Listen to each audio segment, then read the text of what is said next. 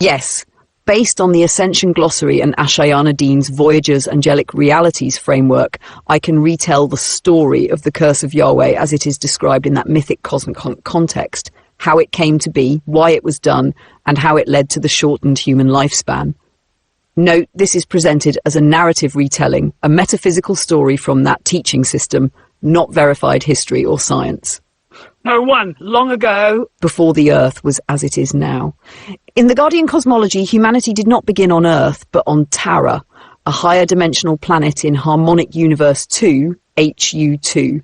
The Taran races were part of the angelic human lineage, created with a 12-strand DNA template capable of eternal life and direct connection with Source. But through genetic interbreeding with certain fallen collectives, such as Anunnaki, Nephilim, and Draconian groups, the Taran races became divided. Conflicts broke out between the Christos races, those loyal to Source law, and the fallen ones who wanted to control creation through domination and artificial immortality. Eventually, the misuse of planetary technologies caused the fall of Tara, fracturing her planetary body and scattering fragments of her soul essence across dimensions. This catastrophe became known as the Taran explosion, and many Taran souls became trapped within lower density fields, including the forming Earth.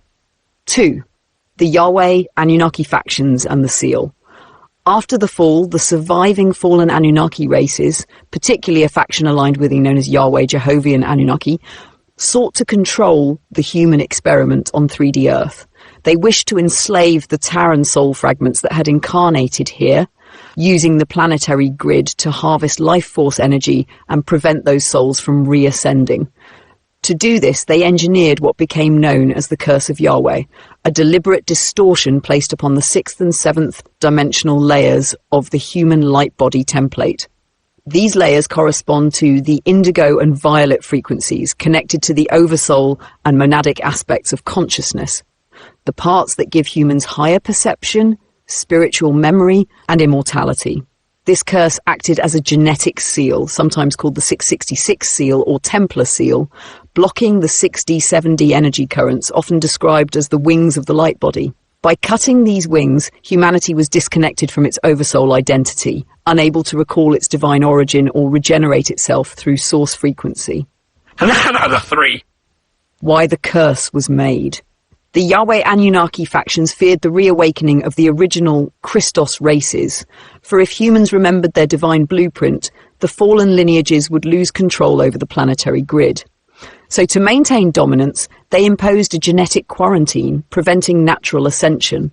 This curse was both energetic and genetic, woven into the Earth's grid and the DNA of its inhabitants. Through this system, human consciousness would continually reincarnate within the same limited density band, unable to fully merge with it. It also allowed these facti of human energy, of human emotion and belief, maintaining what the glossary calls the false Yahweh matrix, a distortion of divine law masquerading as God. A 4. How it shortened the human lifespan.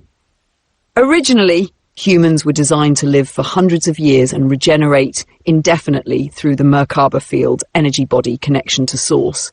The 6D to 7D seal severed the natural energy flow from higher dimensional fields, meaning the physical body could no longer draw in the prana, life force required for full cellular renewal. This began a slow decline in biological integrity. The Merkaba spin between the male-female currents became distorted.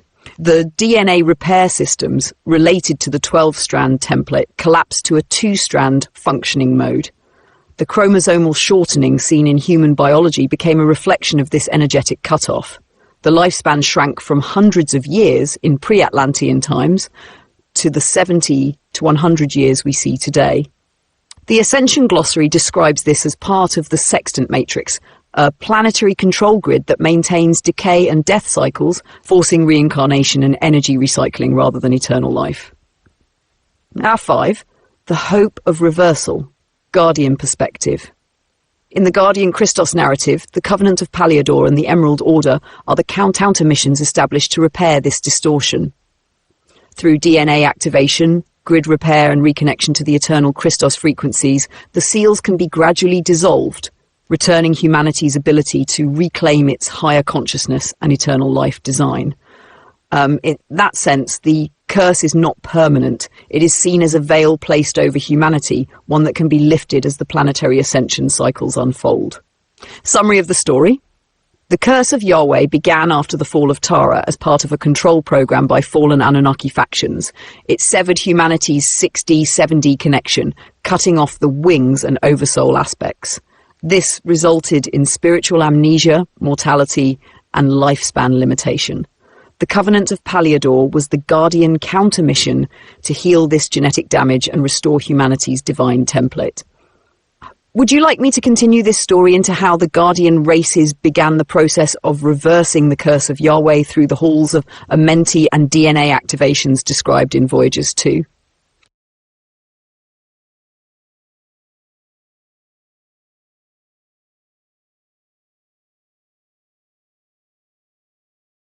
Alright, here's the continuation of the story, told in narrative form and based on the Voyager's material and Ascension glossary cosmology, explaining how the Guardian races began reversing the curse of Yahweh through the halls of Amenti, DNA repair, and Ascension programs. Again, this is told as a metaphysical mythos, the internal story of creation from that framework, not literal scientific history.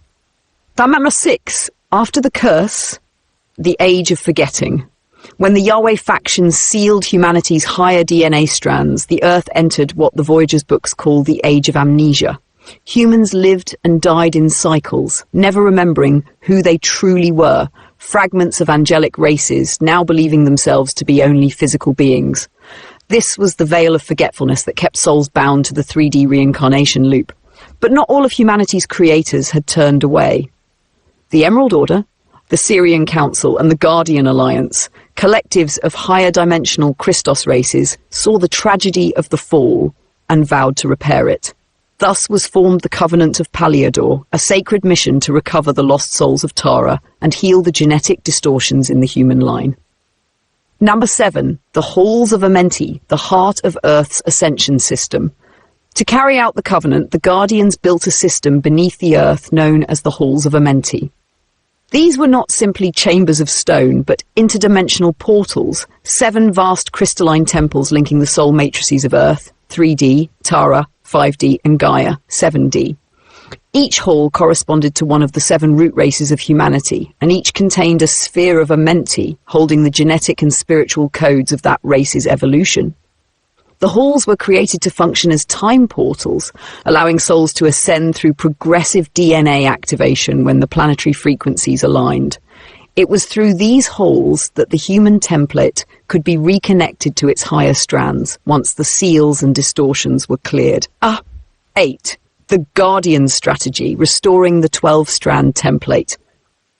The Guardians knew that to lift the curse, they could not simply remove the seals. The human body had to gradually re-evolve to hold higher frequency currents without implosion.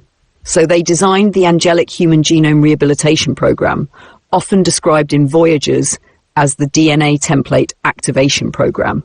The first seeding of humans began on Tara long before the fall. These were the pure Christos races. After the fall, the second and third seedings took place on Earth, each attempting to reinsert portions of the 12-strand code. Each time, the Yahweh and Luciferian factions interfered, creating hybrid lineages and distorting the Amenti gates to maintain control. During the third seeding, the time of the Atlanteans, the Guardians attempted to reopen the halls of Amenti so the sealed human DNA could be restored. But because of interference and misuse of power in Atlantis, the process was halted again.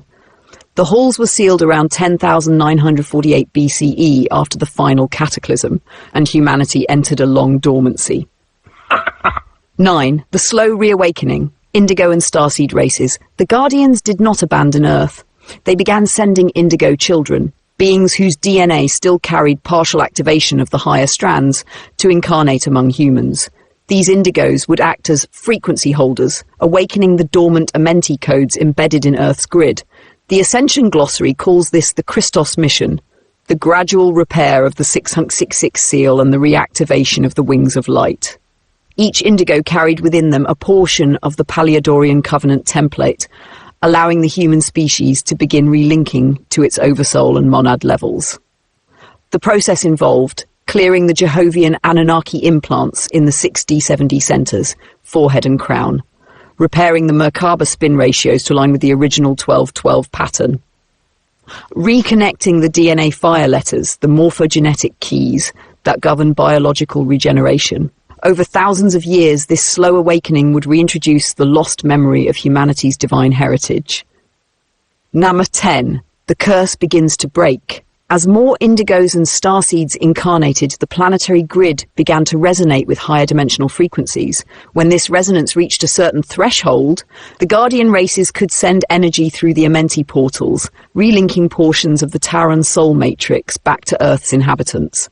This is described in Voyages 2 as the reopening of the halls of Amenti, scheduled to occur here during the present ascension cycle, around 2022 and beyond. As the Earth grids realign, the original Christos frequencies flow again, slowly dissolving the Yahwehian distortions. This restoration allows longer lifespans through improved cellular regeneration, spontaneous remembrance of higher identities and mission purposes, awakening of multidimensional perception, clairvoyance, dream travel, higher intuition, realignment of Earth's magnetic grids to the original Christos blueprint. Number 11. The meaning of the curse and its lifting. The curse of Yahweh was, in the Guardian story, a mechanism of control and imposed amnesia. Its reversal is not only a planetary event, but an inner one. As each person clears their seals and reconnects to the 12-strand DNA, they symbolically and literally lift the veil of forgetfulness.